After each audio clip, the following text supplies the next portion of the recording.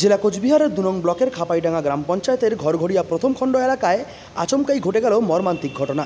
এই ঘটনায় ২৭ বছর বয়সী এক গৃহবধূ প্রাণ হারান। বর্তমানে ওই বাড়ি জুড়ে শুধুই কান্নার রোল শুনতে পাওয়া যাচ্ছে। একদিকে মনসা পুজোর আনন্দে মেতে উঠেছিল বাঙালি, অপরদিকে এই ঘটনায় যেন আতঙ্কের পরিবেশ তৈরি করেছে গোটা গ্রামে।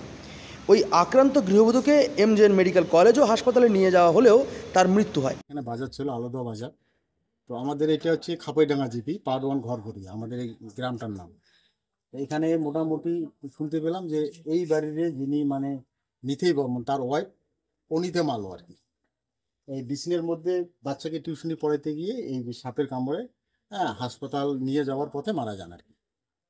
এখন এই অবস্থায় যেহেতু এখানকার আশেপাশে আমরা যারা গ্রাম প্রতিবেশী আছি সবাই আসার পর দেখি ঘরের মধ্যে সাপটি ওখানে জড়িয়ে আছে।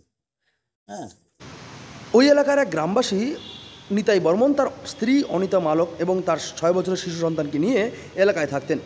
দীর্ঘ সময় ধরে তাদের এলাকায় বসবাস। তবে আচমকাই এদিন একটি গোখরো সাপ কামড় বসায় তার স্ত্রীর পায়ে। তার স্ত্রী তখন তার ছেলেকে পড়াশোনা করাচ্ছিলেন খাটের উপর বসে। তৎক্ষণাৎ অস্বস্তি শুরু হয় স্ত্রীর।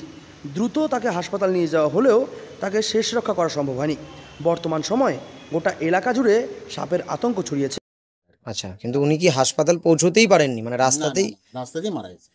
আচ্ছা, আরেকটা জিনিস, এই সাপটা মানে এই যে সাপটি কামড়ে দিল, তাতে কি আপনারা সবাই আতঙ্কিত হয়ে আছেন? আতঙ্কিত। এই সাপটা কামড়ানোর পর আমাদের এখানকার যারা গ্রাম প্রতিবেশী সবাই আতঙ্কিত।